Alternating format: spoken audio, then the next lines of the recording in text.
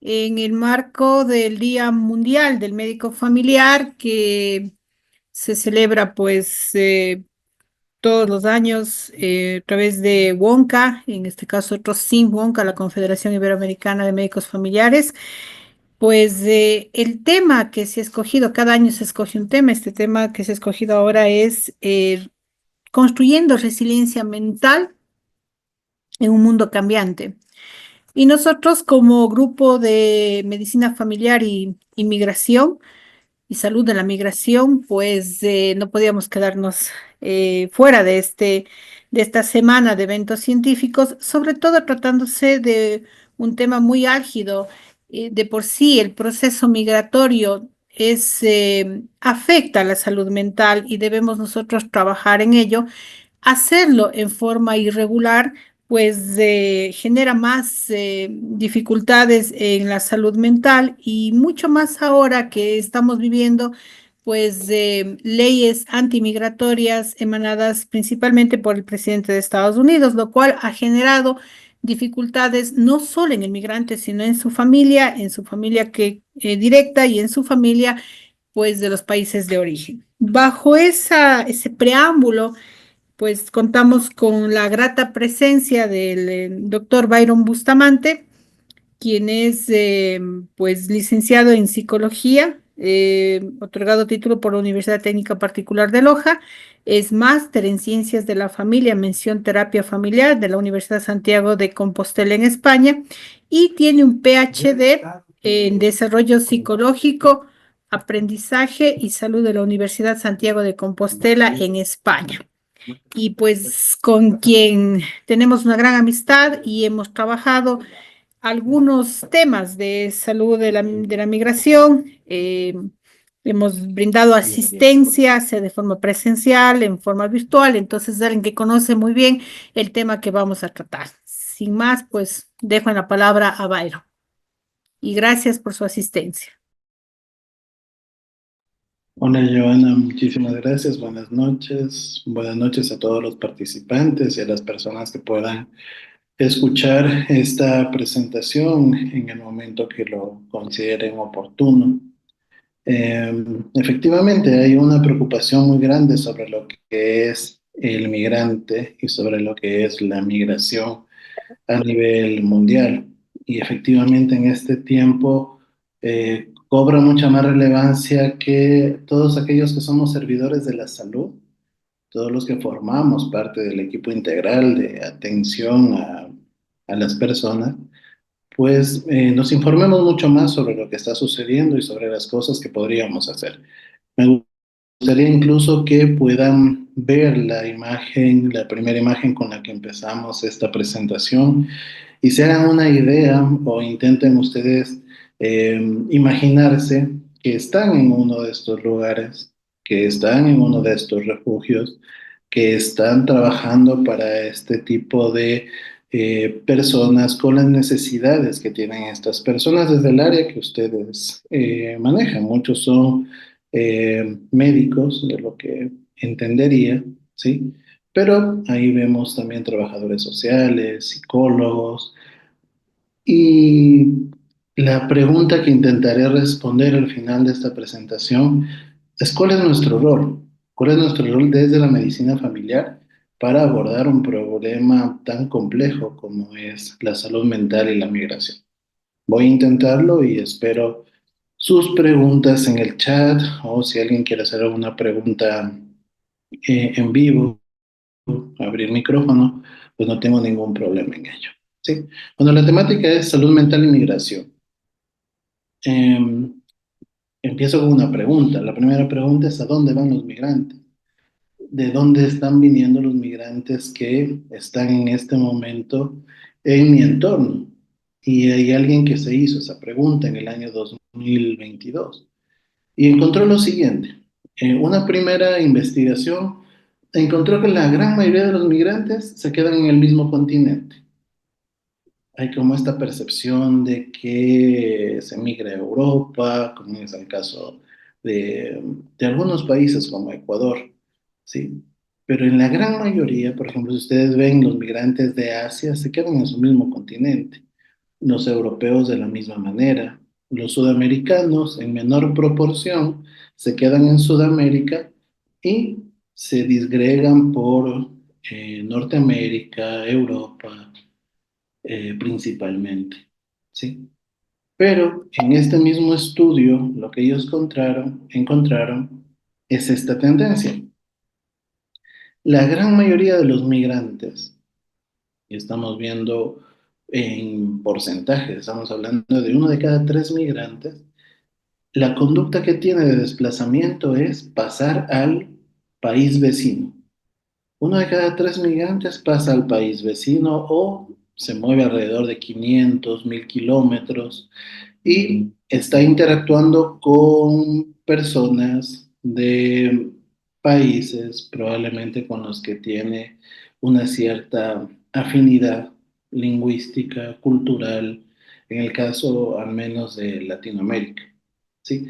Este dato con el que empiezo es importante para ir comprendiendo algunas cosas relacionadas con el comportamiento del migrante y con el impacto a la salud mental. ¿Sí? Adicionalmente, en Latinoamérica, pues se han visto algunos desplazamientos recientemente. Aquí ustedes pueden ver el desplazamiento de venezolanos, de las personas provenientes de Venezuela. Y se cumple esta teoría. La mayoría de los desplazados de Venezuela, pues se han movilizado a países vecinos como Colombia y el Perú, que son los principales receptores de este flujo migratorio. ¿Sí? Y un ejemplo adicional es la migración desde México. Si ustedes ven la migración desde México, pues la gran cantidad de migrantes de este que es el tercer país con mayor cantidad de migrantes en el mundo, pasan la frontera hacia Estados Unidos. Y es muy marginal la presencia del migrante mexicano en otros países. El siguiente es España y es también Italia. Entonces, esta investigación que les mostraba al inicio, pues se está reflejando en algunos países y particularmente en mi país, que es el Ecuador, hay una particularidad en el flujo del migrante, ¿sí? La pregunta es, ¿a dónde va el migrante ecuatoriano? El migrante ecuatoriano, por el hecho de tener una moneda dura, como es el dólar, no necesariamente migra hacia los países vecinos, está yéndose principalmente a Estados Unidos o hacia eh, España. Y al irse mucho más distante de su lugar de origen, por ejemplo, al irse a Estados Unidos, va a tener que enfrentar ciertas barreras, por ejemplo, barreras del idioma, o incluso los que van hacia España o a Italia, que son otros países que receptan a los ecuatorianos, pues se ven con brechas culturales, con brechas también del idioma, en el caso de las personas que van a Italia, ¿sí? La inmigración, es decir, las personas que salen, pues principalmente cuando vemos aquí la ola migratoria, hasta el 2024, pues en Sudamérica se nota que el flujo migratorio de salida está en Venezuela, mientras que el flujo migratorio en el centro de América y Norteamérica principalmente es en números, principalmente es desde México, ¿sí? Pero aquí hay que analizar un dato que es muy importante. ¿Cómo ha cambiado esto? Es decir, en proporción, estas poblaciones o estos países, ¿cuánta gente han mm, expulsado de sus países o han salido de sus países por decisión propia en los últimos 35 años? Y quiero que veamos el caso de Venezuela. El caso de Venezuela tuvo una expulsión entre lo que había en 1990 de 216,000 a actualmente 8,328,000 venezolanos fuera de Venezuela. Esto representa 37,5 veces más la cantidad de migrantes que tenían para el año de 1990. ¿Sí? Y una situación más o menos similar, pero en menos proporción, por eso está incluso con otro color la flechita, se ha dado en el Ecuador. En el Ecuador se ha multiplicado por 5 la cantidad de inmigrantes al comparar estos dos momentos, estas dos etapas. ¿Sí? Y cuando hablamos de la migración, también debemos hablar de la inmigración, es decir, las personas que ingresan a cada país. Y ahí lo que estamos identificando es que en Sudamérica el principal país que recibe a migrantes es Colombia, mientras que en Norteamérica, y lo que ya sabemos también a nivel mundial, con 52 millones de migrantes, pues es Estados Unidos el receptor principal de migrantes a nivel mundial. ¿Y cómo ha cambiado esto? Y aquí hay una pregunta que salta hacia todos. Mi sociedad, ¿cuántas personas puede recibir sin que esto altere el equilibrio socioeconómico, psicosocial de ese entorno? Veamos, por ejemplo, el caso de Colombia. Colombia recibió 2.962.000 migrantes, es decir, un 29 veces más la cantidad de migrantes que tenía para 1990. ¿Estaba preparada la sociedad colombiana para recibir ese flujo de personas? Y algo mucho mayor en cuanto a cambio o proporción, pues se vio en Perú. Si bien ellos aumentaron 1.788.000 personas a su población, pues esto representó un cambio de 36.5 veces lo que tenían en 1990. Y ahí viene una nueva pregunta. Los sistemas de salud, los sistemas de atención, los sistemas sociosanitarios, ¿están diseñados de una forma elástica para poder recibir esa cantidad de personas? Y los profesionales que van a dar atención en salud a estas personas están capacitados para hacerlo. Por otro lado, también me gustaría mostrarles lo que es la relevancia económica que tiene este comportamiento social. Lo que se vio en esta investigación del año 2024 es que la gran mayoría de países de alto ingreso distribuyen su riqueza principalmente por el fenómeno migratorio. Los países de bajo y mediano ingreso, como los nuestros en Latinoamérica, pues reciben 340 billones de dólares de los 680 billones de dólares que se mueven en el mundo por la migración desde estos países de altos ingresos. Y el dinero que se mueve de los países de medianos ingresos y bajos ingresos, pues es relativamente pequeño en comparación a esta gran cantidad de dinero. El principal distribuidor de riqueza en el mundo es la migración, no son las políticas públicas, no son las decisiones que tienen los gobiernos, es la gente, son los migrantes enviando sus remesas. Y también hay otro problema en relación a la situación con la que las personas se trasladan y cruzan las fronteras. ¿Sí? En este caso, me gustaría que vean la situación de algunos países de Europa. Y alrededor del 6 al 7% de todos los migrantes que hay en esos países, pues llegan con dificultades en su documentación, con dificultades en la legalización de este proceso de ingreso y permanencia en estos países. Y la situación de Estados Unidos, pues es aún mayor. Ahí hay 11.350.000 personas, que es el 22% de los migrantes que están en condiciones de irregularización de su documentación o de su proceso. Y esto a su vez también genera un nivel de estrés muy fuerte en este grupo poblacional. Sí. Quería mostrarles esos datos así muy brevemente porque la data nos ayuda a entender la dimensión del problema y una vez que entendemos la dimensión del problema vamos a poder entender también cuán difícil es para este conglomerado y para las sociedades el poder reaccionar a todo lo que es este flujo y ese fenómeno migratorio. Y para ello quiero mostrarles primero el concepto de salud mental de la Organización Mundial de la Salud, que a lo mejor algunos de ustedes incluso se lo puede saber de memoria. pero me gustaría explicarles este concepto desde la visión de la migración, ¿sí? Lo primero que hay que entender es que el migrante es consciente de sus propias capacidades, que es un componente de la salud mental. Pero para que exista el flujo migratorio, es decir, para que las personas salgan, muchas veces el migrante incluso sobreestima sus propias capacidades, sobreestima cómo va a ser el cambio de vida que va a tener en el nuevo entorno al que va a vivir.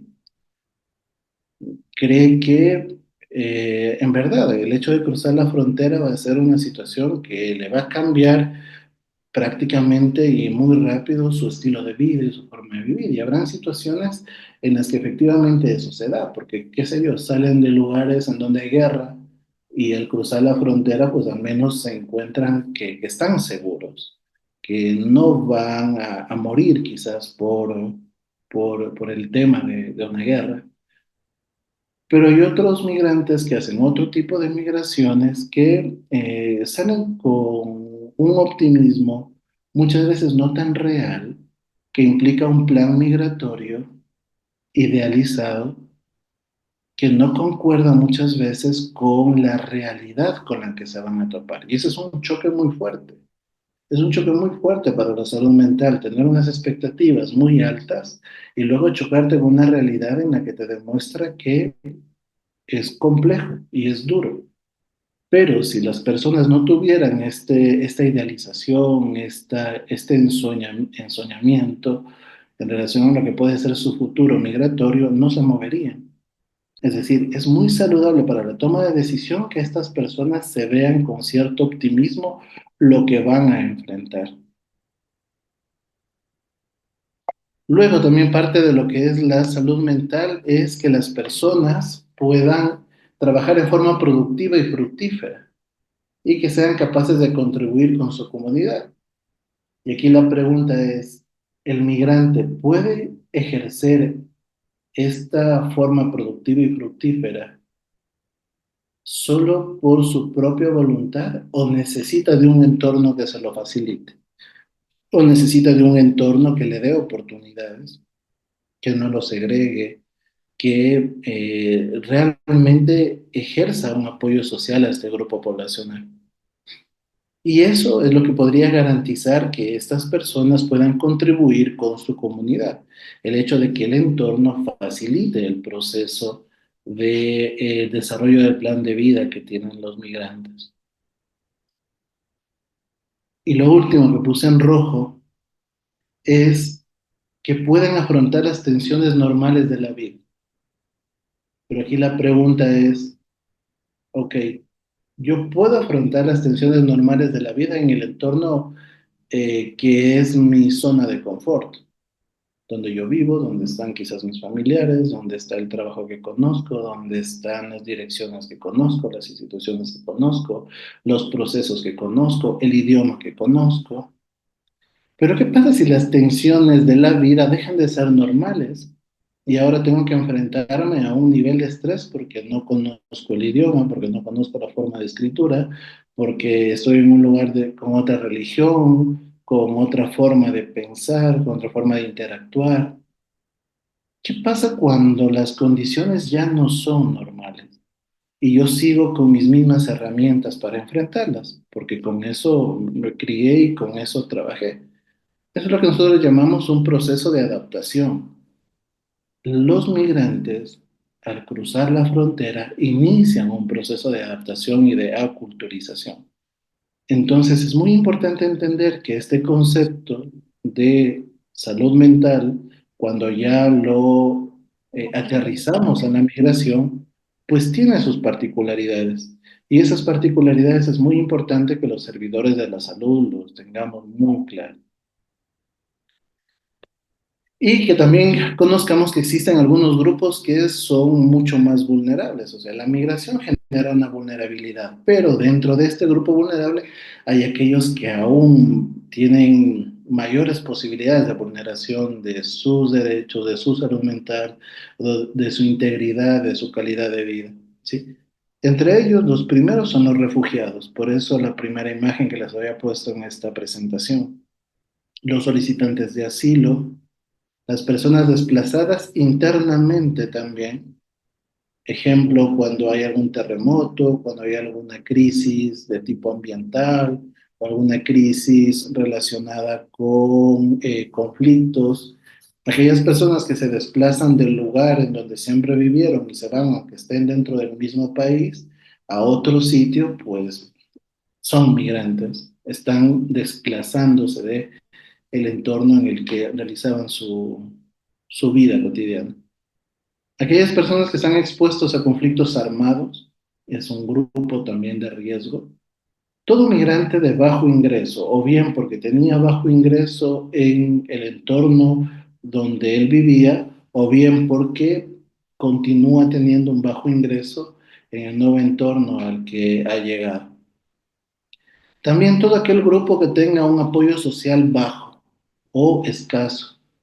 Por ejemplo, aquellos migrantes que reciben discriminación, aquellos migrantes sobre los cuales existen estigmas o en los lugares en donde existe xenofobia, es, eso aumenta en mucho la vulnerabilidad de este grupo poblacional. Y aquí es muy importante que el personal de salud pues haga este tipo de evaluaciones. Van a escuchar dentro de mi presentación varias veces que hable sobre el apoyo social. Y también sobre la exposición a la violencia, tanto los conflictos armados como la exposición a la violencia social, o la violencia familiar, o la violencia de pareja, o la violencia de género, cualquier tipo de violencia. Hay que evaluar también la existencia de esos antecedentes dentro de las personas porque van a terminar afectando su salud mental. También aquellas personas que han vivido situaciones de privación severa, por ejemplo, todos aquellos que tienen que trasladarse y cruzar la selva del Darién o estar durante mucho tiempo en, no sé, en barcos o en camiones escondidos intentando pasar una frontera. Esas situaciones de privación generan un trauma y eso es importante poderlo atender. También está el grupo de niños y adolescentes refugiados que aumentan muchísimo su probabilidad de enfrentar problemas de salud mental, principalmente por la exposición a traumas que tienen en estos refugios, en estos lugares en donde permanecen temporalmente o durante un periodo prolongado de tiempo, y también por la falta de cohesión familiar. Muchas veces migran solos. Hay niños actualmente detrás de una frontera que están sin sus padres o que se están trasladando para reunirse con sus padres. Este es un gran problema en cuanto a la vulneración en salud mental. Y también cuando no solo estamos hablando del entorno premigración, antes de que lleguen al lugar de destino, sino también hay ciertos factores que hay que analizar en las personas cuando ya han llegado y están asentados durante un tiempo en el nuevo lugar en donde viven, es decir, el contexto postmigratorio. Ahí los migrantes con inseguridad legal, eh, con irregularidad en sus trámites, tienen un alto nivel de estrés que va a vulnerar su salud mental. Aquellos que están en situación de desempleo, con dificultades económicas, los que viven discriminación y también aquellos que tienen condiciones de vida inadecuadas. Hay que recordar que muchos de los migrantes llegan a vivir en los lugares, en las ciudades donde hay cinturones de pobreza. No siempre llegan a vivir en los lugares en donde hay mayor comodidad. El gran conglomerado de migrantes tiene esa característica. Y también hay que analizar no solo esos grupos, sino también los factores de riesgo en salud mental que se han determinado. Esta es una revisión de algunos factores de riesgo que se han logrado identificar, especialmente en el ámbito laboral, ya cuando están insertos dentro del ámbito laboral, para aquellos que hagan seguridad laboral, puede ser interesante esta información. En relación a la edad, se han encontrado dos grupos que tienen una alta vulnerabilidad en salud mental. Por un lado, los migrantes muy jóvenes, por sus dificultades en la resiliencia hacia el estrés y hacia enfrentar las dificultades de la vida cotidiana. Y por el otro lado están los adultos mayores o las personas que se acercan a la edad de adultos mayores y jubilación, que también tienen un nivel de riesgo alto, ¿sí?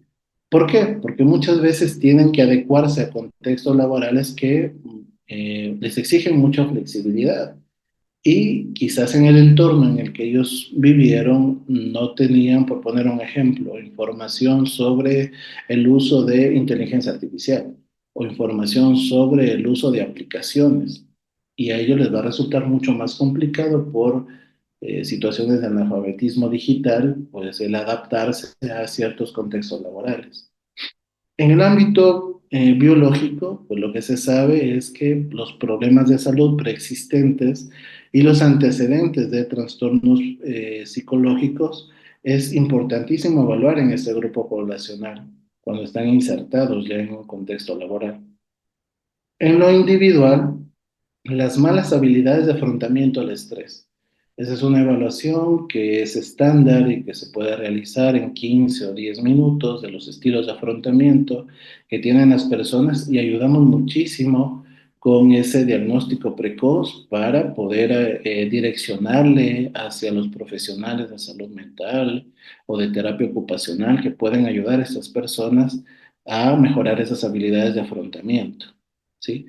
En el ámbito ocupacional, hay factores de riesgo propios del trabajo, como estresores psicosociales dentro del lugar de trabajo, las malas condiciones en las que muchos de ellos hacen sus jornadas laborales o sus jornadas de trabajo, los problemas de salario y de beneficios. Aquí también es muy importante este tema, especialmente para el ámbito de seguros de salud o el acceso a la posibilidad de tener una jubilación, ¿sí? No solo es cuánto gana, sino también los beneficios que por ley muchas personas de la nacionalidad sí las tienen, pero aquellas personas que llegan de un entorno de migración, pues no necesariamente las gozan, ¿sí? Adicionalmente a eso hay un acceso limitado en cuanto al ambiente en el que se rodea el trabajo de un migrante, hay un acceso limitado a lo que es la atención médica.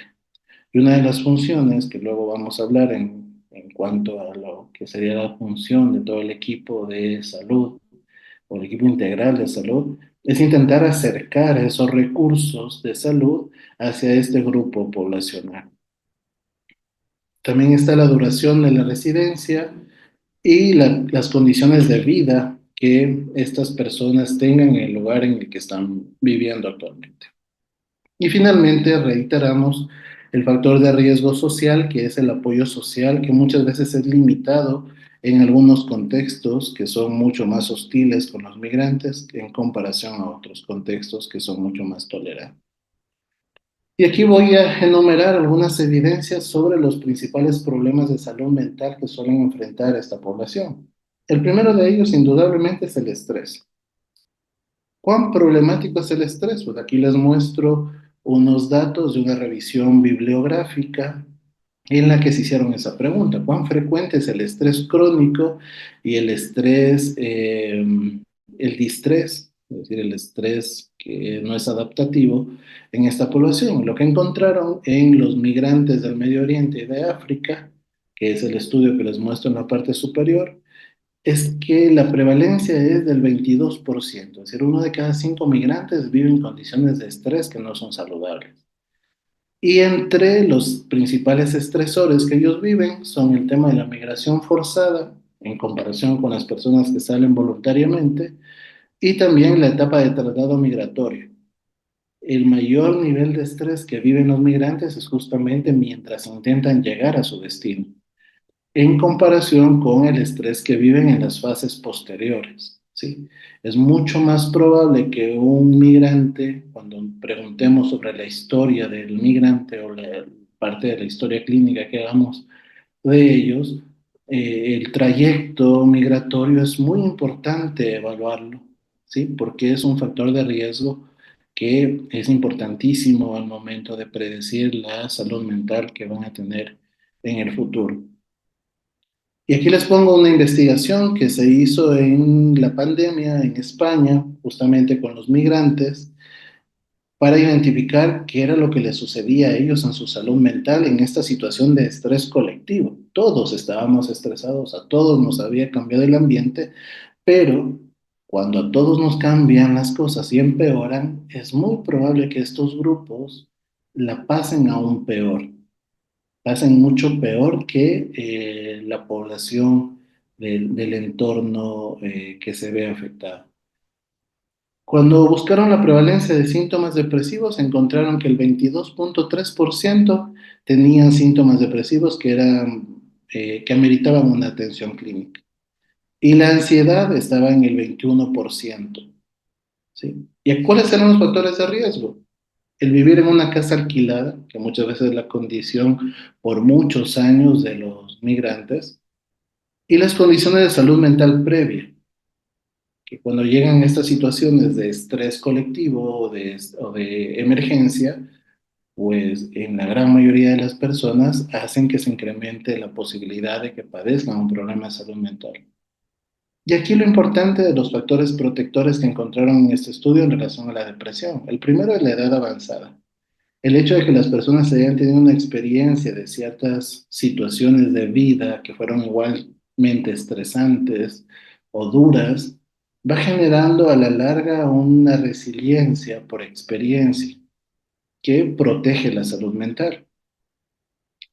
También la autoestima y los niveles altos de apoyo social. Nuevamente reitero ese factor protector. Mientras que para la ansiedad, los factores de riesgo era el desempleo.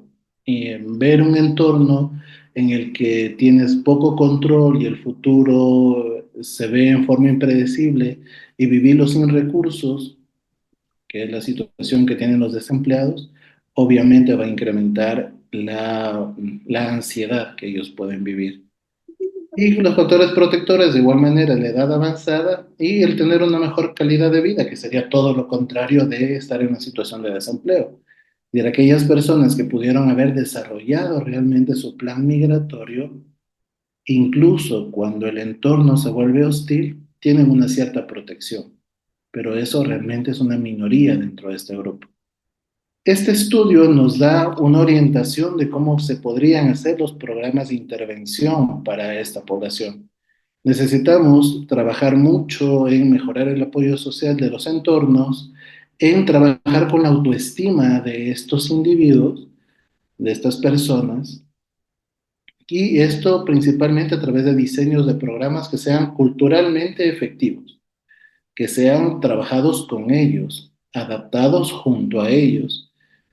Y esto es especialmente necesario con aquellas personas que ya tienen o han tenido condiciones de salud mental preexistentes.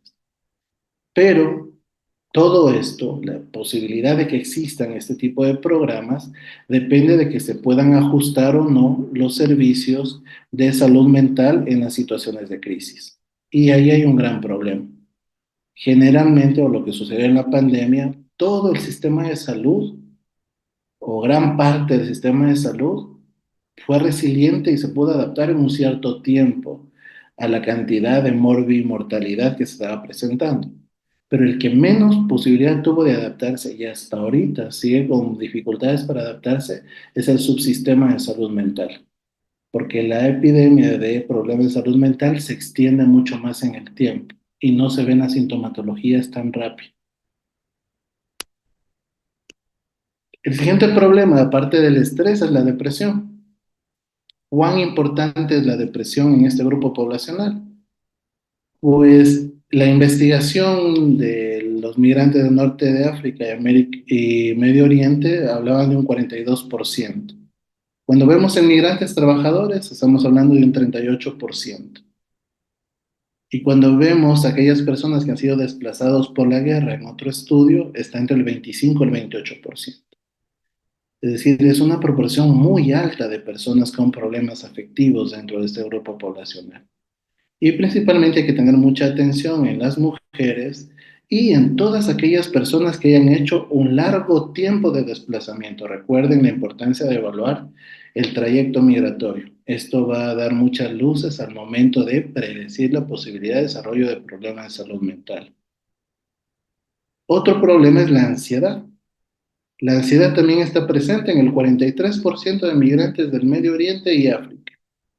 Y está presente en el 27,31% de aquellas personas que son migrantes y están en contextos de trabajo. Estos estudios que les estoy mostrando son revisiones sistemáticas, reúnen varios estudios que encuentran más o menos estas prevalencias. Y en cuanto a un subtipo de problemas de trastornos de ansiedad, que es la ansiedad generalizada, pues se ve este tipo de ansiedad en el 14% de aquellas personas que han sido desplazadas por guerra. ¿Y cuáles son los grupos de riesgo o los factores de riesgo? Todos aquellos que tienen menor edad, el hecho de tener menos experiencia, menos situaciones estresantes que han podido superar, hace que tengan menos habilidades de afrontamiento al estrés y los vuelve más susceptibles, por lo tanto, a la ansiedad. Y también aquellos países que migran a países de medio y bajo ingreso. Recuerden que la gran mayoría de los migrantes solo cruzaba la frontera, entre comillas, el solo. Es decir, alcanzaba a desplazarse y pasar de su país al país vecino. Pero muchas veces no es que van a llegar al país vecino y el país vecino, al menos en Latinoamérica, va a tener unas mejores condiciones de salud, económica, sociales, educativas. Muchos no saltan el charco, muchos no llegan a países con un nivel de desarrollo mayor y les toca enfrentar las situaciones propias de vivir en países en desarrollo, más todas las dificultades que en sí mismo el proceso migratorio implica, el duelo, la culturización, etcétera, etcétera. Hay un estudio muy importante que se hace en los desplazados posguerra, ¿sí? Este estudio de Mesa y Vieira, y aquí ellos hacen una revisión de muchos estudios en este grupo poblacional y buscan las prevalencias de estos problemas que les he nombrado. La ansiedad, la depresión y un tercer problema en el que quiero centrarme un poquito más, que es el trastorno de estrés postraumático. El trastorno de estrés postraumático identificaron en este subgrupo que afecta al 31% de los migrantes. Es decir, uno de cada tres migrantes es muy probable que haya desarrollado un trastorno de estrés postraumático si es que ha sido desplazado por una situación de un conflicto armado. La depresión es del 25% y la ansiedad generalizada es del 14%. Cuando vemos estos mismos resultados, pero en una prevalencia a lo largo de la vida, se incrementan. Se incrementa el 32% el trastorno de estrés postraumático y el trastorno depresivo mayor al 28%. Estas prevalencias son muy importantes que los sistemas de salud las tengan presentes, porque podrán explicar muchas comorbilidades. El trastorno de estrés postraumático está relacionado con muchas secuelas a nivel físico, a nivel psicológico, a nivel social, y no siempre se tiene la política pública o la política de salud o los protocolos desarrollados para ayudar a prevenirlo, tratarlo tempranamente e incluso tener el equipo de salud o el equipo interdisciplinar apropiado para atender ese tipo de problemáticas. En los migrantes del norte de África y del Medio Oriente, el nivel de estrés postraumático llega al 45%. En comparación a todos los indicadores anteriores, es el más alto. En los desplazados llega del 31 al 32%, de acuerdo a si es la prevalencia actual o la prevalencia a lo largo de la vida, que es el resultado que les mostraba hace un rato. Y en aquellos que tuvieron migración forzosa y voluntaria, que unieron a los dos grupos, en ese estudio de Carroll del et al. El 2023, ellos vieron que el 30% tenían síntomas de trastorno de estrés postraumático. Es decir, entre comillas, en el mejor de los casos, uno de cada tres migrantes es muy probable que esté traumado. El 45%, si vienen de estos lugares en que tienen unas condiciones muy complejas de desplazamiento, como son todas las personas que tienen que cruzar el Mediterráneo, para llegar, por ejemplo, a Europa, que son las personas que salen del norte de África, o las personas que salen de contextos de guerra, como son las personas del Medio Oriente. ¿Cuáles son los factores de riesgo? ¿Quiénes generalmente reciben o tienen mayor probabilidad de traumarse por el proceso migratorio? Las mujeres casadas, ¿sí? El estado laboral casado en comparación a otros. Aquellas personas que no tienen empleo y son menores de edad. Aquí se unen estos dos criterios. Tener pocos años y vivir en una situación de inseguridad laboral, que es lo que suele suceder en la gran mayoría de países actualmente. El desempleo juvenil afecta mucho a las sociedades, pero afecta demasiado a este grupo poblacional, que muchas veces se ve sometido a trata de blanca, que muchas veces se ve sometido a condiciones de trabajo que son traumantes, traumatizantes.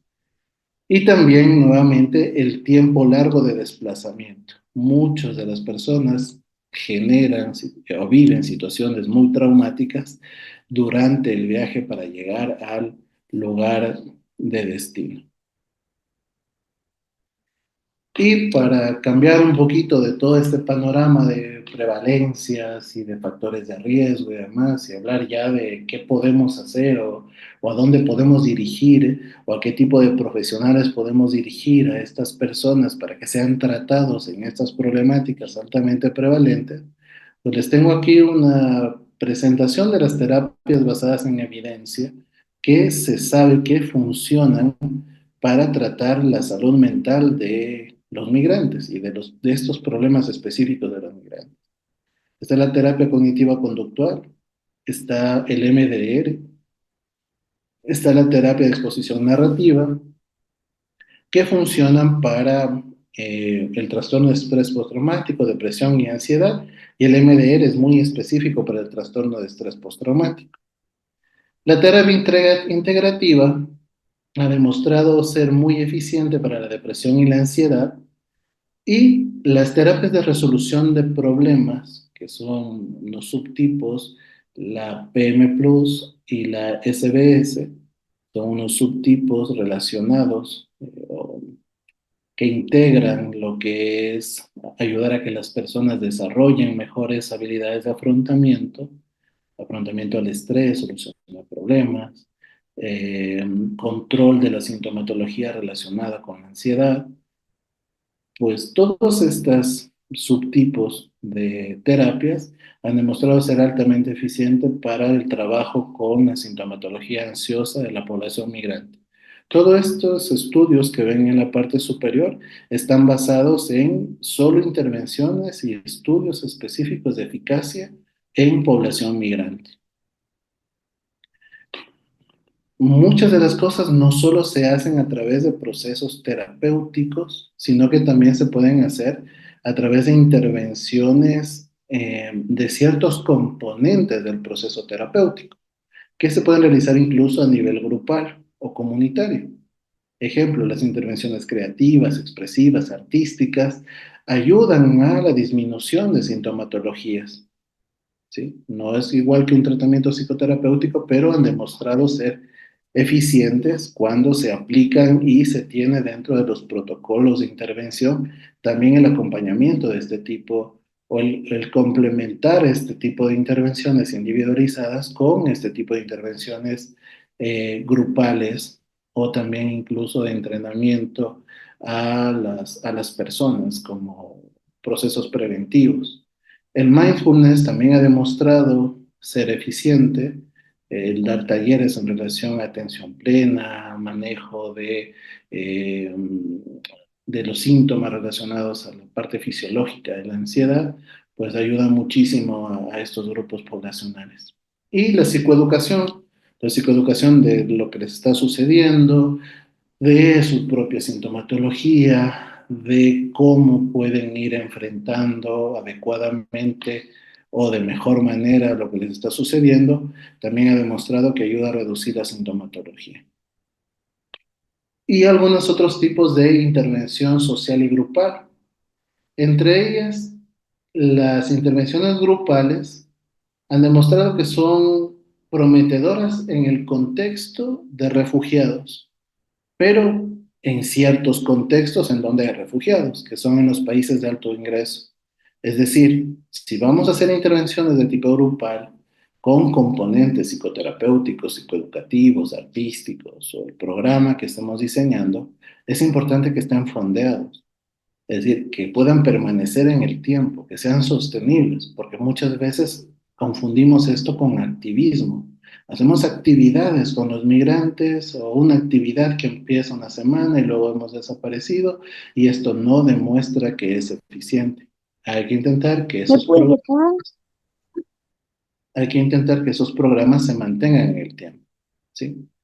También las adaptaciones culturales de ciertas terapias han demostrado ser eficaces. La adaptación cultural de la terapia cognitiva conductual ha demostrado que es muy eficaz en los refugiados para la depresión. Ahí les pongo un estudio, luego igual van a entender todas las referencias de esos estudios. Y ahí es básico el tema de incorporar en los grupos de intervención en salud mental o en salud en general las personas que pueden ser intermediarios culturales, traductores y todos aquellos que nos dan algún tipo de acercamiento hacia la cultura de las personas con quienes vamos a intervenir. Y en relación a la intervención con niños y adolescentes, el apoyo escolar y de los pares dentro de la escuela, es decir, todo lo que hagamos para promover lo que es la inclusión educativa, ha demostrado también que genera una protección o un efecto protector en la salud mental de las personas. ¿Sí? Quiero cerrar esta presentación con dos cosas puntuales. La primera de ellas es como una conclusión, después de todo lo que han escuchado. Quisiera llegar a una conclusión de qué tiene que hacer la medicina familiar en la salud mental y migración. Lo primero es parte de lo que ustedes están haciendo el día de hoy, que es formarse en intervención en salud mental de migrantes. Y el formarse implica tener un enfoque integral y culturalmente sensible. Como médico familiar debo propender tener este tipo de formación, involucrarme en el tipo de información a la que hoy están ustedes accediendo, empezar a leer sobre estos grupos poblacionales, empezar a empaparme sobre la cultura de estos grupos con los que probablemente me tocará trabajar. También entender que la situación de la migración tiene muchos factores estresantes que se producen antes de que la persona migre, porque por algo migra, durante su proceso migratorio y también después de la migración. Eso muchas veces les va a ayudar a ustedes a identificar tempranamente el trauma, las pérdidas asociadas con, con el duelo migratorio y también la adaptación a las nuevas culturas, que en sí mismo es un proceso complejo, que mucho de ese proceso se complejiza por la intolerancia que tienen ciertos entornos hacia los migrantes. Esa es la primera parte de nuestro rol. El segundo rol, ya en nuestra accionar hacia favorecer a los migrantes, tiene que ver con reducir las barreras en el acceso de atención a salud mental. Y ahí es importantísimo el trabajar con personas del entorno de estos grupos que nos ayuden a reducir las diferencias culturales y lingüísticas que muchas veces son un obstáculo. Hay personas que mueren porque quizás no dominan el idioma o no dominan la forma específica de expresar sus síntomas y que no se entienden para la otra cultura. Y la otra persona a lo mejor no logra identificar una sintomatología porque se la dijeron, aunque estén utilizando el mismo idioma español, pero con una terminología propia de su cultura. O incluso suele suceder con las alternativas que suelen tomar las personas para sus propios tratamientos, llámese de automedicación, de medicina ancestral, ¿sí? Muchas veces estas diferencias culturales y lingüísticas no nos permiten entenderles a cabalidad y a ellos tampoco les permite entender nuestra forma de explicar los tratamientos, de explicar las prescripciones, de explicarles o psicoeducarles, y es por eso un esfuerzo también desde el tratante para intentar ser quien activamente reduce esos obstáculos. para el migrante siempre le va a resultar un poco más complejo. Para ello es importante el uso de intérpretes capacitados, de mediación, de mediadores culturales que mejoran muchísimo los procesos de comunicación en estos entornos.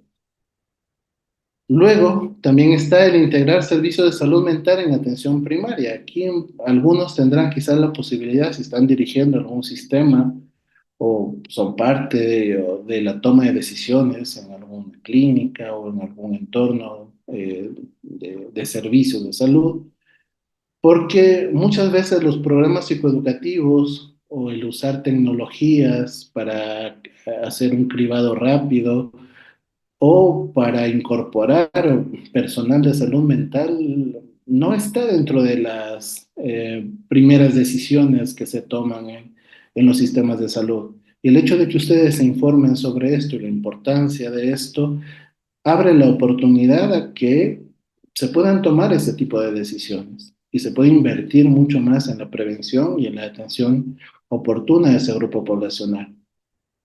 También es importante el tema de capacitación en temas transculturales para mejorar la actitud del personal médico. Son parte de una cultura y muchas veces también el personal médico tiene sus propios prejuicios, tiene sus propios estereotipos, tiene sus propias barreras para la atención a ciertos grupos poblacionales. Y dentro de los entornos hospitalarios se necesitan procesos de formación en este ámbito. Ya un poco más en la parte técnica, el evaluar el trayecto migratorio y la funcionalidad cultural es muy importante como herramientas de formación para el médico en en los internados, en las rotaciones, en la formación del currículum específico de la especialidad porque se necesita predecir las posibles dificultades que vayan a tener este grupo de pacientes. Y para ello se necesita hacer una evaluación sistémica del trayecto migratorio. Se debe evaluar desde cómo le afectó a nivel individual, cómo le está afectando a la familia que se quedó, a la familia con la que sí llegó. Es muy importante hacer una evaluación profunda de este trayecto migratorio. Y también de tener muy claro cuáles son los indicadores que son culturalmente apropiados para el funcionamiento social o vocacional o familiar de cada grupo poblacional, porque a lo mejor nosotros con nuestra forma de interpretar lo que nos están diciendo, de prescribir ciertas cosas, podríamos estar vulnerando algún tipo de creencia, algún tipo de valor muy importante para este grupo poblacional y por eso es muy importante el conocer, el empaparse sobre las particularidades de estas personas o de estos grupos. ¿Sí? Y finalmente, trabajar fuera ya del contexto hospitalario en la intervención más de tipo político-social, que es en ayudar a que exista realmente en estos grupos, tal como lo ven en la imagen, una coordinación y una colaboración interinstitucional alianzas con organizaciones, con voluntarios, con servicios sociales, con servicios de salud mental. Muchas veces no pueden estar en nuestro hospital o en nuestro servicio, pero conocemos quizás personas que brindan ese servicio y podemos hacer ese tipo de gestiones. Ayudaríamos muchísimo a reducir la morbimortalidad de las personas y también la participación activa para generar políticas que superen esas barreras estructurales. El hecho de que ustedes se empapen ahora de esto, entiendan mucho mejor, se sensibilicen con la problemática y la desigualdad que hay en salud mental hacia los migrantes, ya es un paso muy importante para que se empoderen sobre el problema y puedan presionar a la interna o desde el ámbito que cada uno de ustedes se desenvuelve al desarrollo de políticas y de procesos que mejoren la calidad de vida de este grupo.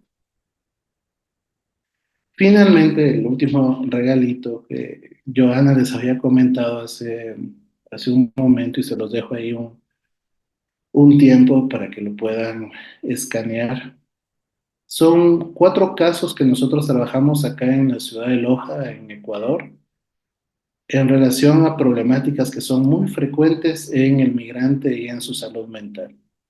Muchos de ellos tienen situaciones de duelo complejo que han vivido, traumas, que muchas veces incluso esos traumas se han generado en contextos hospitalarios. Y muchos de ellos también tienen que enfrentar no solo su propia situación, sino también las situaciones específicas de sus hijos. Hijos que tienen necesidades muy complejas como el TEA o el TDAH y que tienen que no solo lidiar con su propia salud, sino con la salud de alguna de las personas que aman en un contexto que no dominan. Entonces, si ustedes pueden leer, ahí son varios, bueno, son 4 casos que trabajé directamente con procesos de supervisión de la atención y la atención directa de estos casos. Van a ver en vivo cómo se puede mejorar muchísimo la calidad de vida de las personas cuando se tiene un tratamiento, no solo desde la parte técnica, sino muchas veces desde la parte de acercamiento sensible, culturalmente adaptado y humano con este grupo poblacional.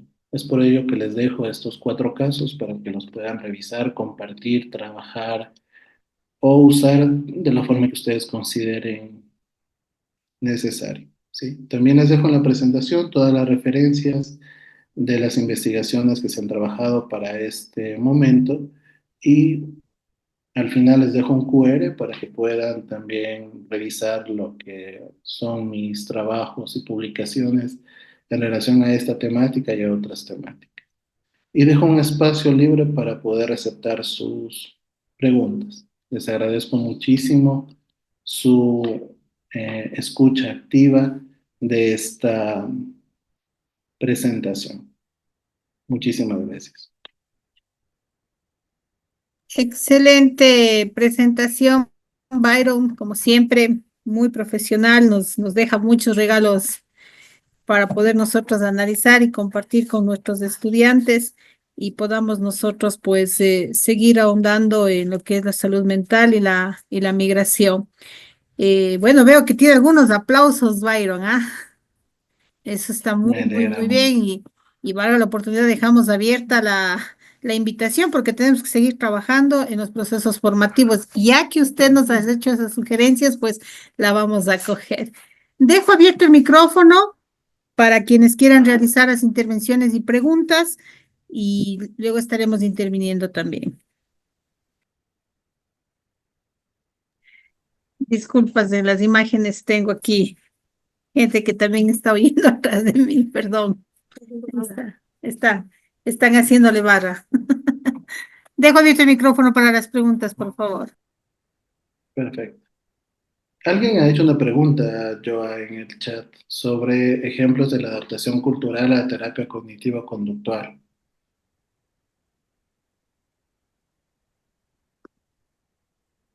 Sí, Justo, Katiuska, por favor. adelante. Sí, hola, buenas noches con todos, doctor. Qué gusto. Sí, me pareció muy interesante cuando usted habló que inclusive la terapia cognitivo-conductual debe ser adaptada culturalmente. Entonces me llamó mucho la atención y quería que me dé un ejemplo práctico, sencillo, más o menos para orientarme cómo se va adaptando esa medida terapéutica. Ya, le pongo un ejemplo para eh, explicarles sobre qué trata el proceso de adaptación cultural a ciertos procesos terapéuticos que muchas veces nosotros usamos. Por ejemplo, cuando nosotros queremos hacer que una persona incremente la posibilidad de una conducta que es adaptativa, vamos a ser muchas veces conductistas e intentar reforzar esa conducta. Eso es lo que nos dice a nosotros la literatura. Si yo quiero que una conducta se repite, pues refuerza. La pregunta es, ¿cómo la refuerzo? Debo escoger un reforzador que le es importante a la persona, no a mí. Ejemplo, digamos, a mí me refuerza que me inviten a, no sé, a hacer compras. Para mí eso es un refuerzo, para mí. Si es que quieren que dé más charlas y me dicen, mira, después de esas charlas, Joana me va a invitar a hacer compras de lo que sea, pues yo digo, bueno, le hago 80, ¿me entiendes? ¿Ya? Pero Muchas veces nosotros como tratantes no involucramos al cliente, al consultante, en ese proceso de planificación. Y a veces lo que consideramos que culturalmente es un reforzador, puede que para ellos no lo sea. Puede que para ellos sea algo que incluso les genere un rechazo. Y el hecho de que nosotros no podamos hacer ese tipo de preguntas o no intentemos flexibilizar nuestra forma concreta, pues va a generarnos problemas al momento de que esos procesos sean eficientes. ¿Sí? Quizás para una persona musulmana, voy a poner un ejemplo quizás extremo, puede ser reforzante que aunque le dé el espacio de tiempo a las 5 de la tarde que necesite en solitario para rezar, puede ser para esa persona un reforzante muy importante, que a lo mejor en el entorno del albergue no lo tiene. No lo tiene porque está rodeado de muchas personas, porque se pensó en la capilla para rezar de tipo occidental, ¿sí? Pero esta persona no tiene ese espacio personal, individual, para ejercer su espiritualidad.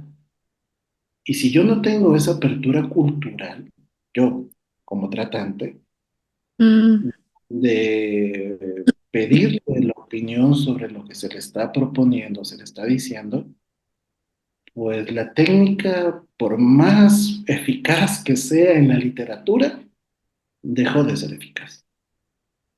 ¿Sí? Eso se lo pongo desde el ejemplo de lo conductual, que es muchas veces más fácil de entender. ¿Sí?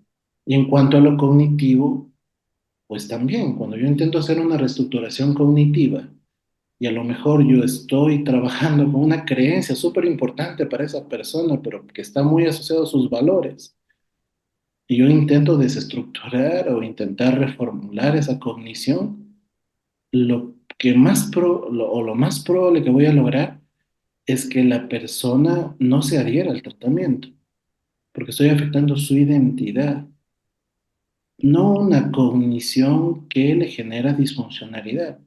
Y ahí también es importante ser sensible culturalmente y poder tener esa flexibilidad para adaptarnos a la identificación correcta de eso, ¿sí?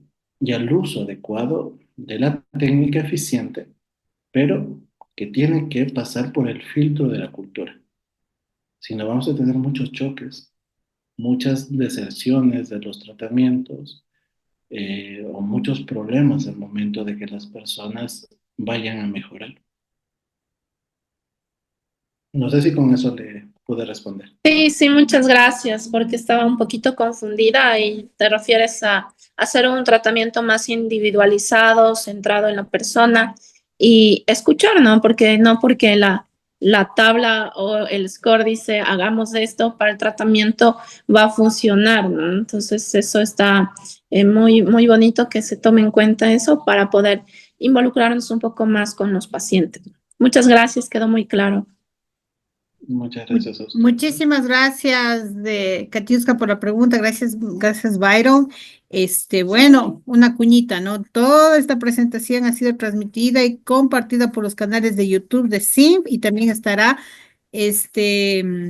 proyectada los siguientes tiempos en la página web para que puedan ser nuevamente vista esta presentación. Bueno, Katiuska dijo, gracias a Julián Salazar, que dice excelente ponencia, muchas felicidades. Ginette Sánchez, excelente. Julián Salazar, como médicos familiares debemos también ver la salud mental y las familias, es por ello que trabajar de mano con la psicología es muy importante. Karina Delgado nos dice excelente ponencia, gracias, saludos de Tepic, Nayarit, México. Muy bien, estamos. Saludos. Desde la casa. Ana Pérez, felicitaciones por la ponencia, un tema en el que cada vez debemos estar más involucrados. Y pues Karina Montalvo dice Byron que le manda saludos desde aquí, desde la casa. Como les digo, estamos aquí. Ok. Estamos aquí. Estamos con la presencia de nuestra querida presidenta Dora. Dora, muy buenas noches, bienvenida. Doctora Giovanna, mucho gusto. Para mí es un placer estar aquí. Excelente esta ponencia. Excelente. Invita a la reflexión. Doctor Byron, muchísimas gracias. Gracias a los participantes. El tema migratorio es un tema muy complejo. Hay una tendencia a esquivarlo, precisamente porque como que al momento de enfrentarlo, nos hacen falta de herramientas por la complejidad del mismo. De modo que una actividad como esta, el día de hoy, nos llena de muchísimos elementos que para los médicos familiares son muy importantes. Hoy este es un tema fundamental en la celebración del Día Internacional de la Medicina Familiar. Muchas gracias por el esfuerzo de este webinar, muchas gracias a los participantes y nos vemos en Montevideo. Así es, muchísimas gracias. Bueno, creo que no hay alguien más con intervenciones. Tenemos por interno igual, felicitaciones, Byron, ha quedado muy clara su participación, su conferencia. Nos hacen llegar invitaciones para poder colaborar en investigaciones futuras. Entiendo que en la última diapositiva estaban sus datos, Byron, para poder contactarle, porque como nos están viendo, no solo desde la parte de medicina familiar, sino también otras ramas, pues nos han dicho que quieren contactarse con usted, Byron. Entonces ahí está, Byron nos ha dejado sus datos, sobre todo por los trabajos los casos clínicos para ver cómo se los puede abordar. Por interno me han hecho llegar que ha faltado tiempo y que precisan tener más conferencias con usted, así es que está invitado a ser parte de nuestra educación continua que tenemos como grupo de trabajo. Listo, muchísimas gracias, estimado Byron. No sé, tal vez quería intervenir, perdón. Me alegra mucho el hecho de que haya sido recibido el mensaje y generado ese pequeño primer cambio que muchas veces implica el sensibilizarse con una temática y como nos dijo Dora, a veces la esquivamos porque quizás también sentimos lo mismo que siente el migrante, que hay ciertas montañas que son difíciles de escalar y que quizás mis herramientas ahorita pues no son las mejores para asumirlo, pero las montañas solo se llega cuando se da los caminos, los pasos para subirlo. Y el paso que dan ahora es un paso súper importante. Y que continúen en formaciones y que puedan hacer mucha presión desde una organización tan fuerte como la que son ustedes, para que al médico en general, y especialmente al médico familiar, pues se le empiece a formar muchísimo más en este tipo de temáticas transculturales y a dar herramientas, que es lo que justamente necesitan. Una hora no es suficiente, pero quedo completamente abierto para cualquier propuesta y colaboración. Muchísimas gracias.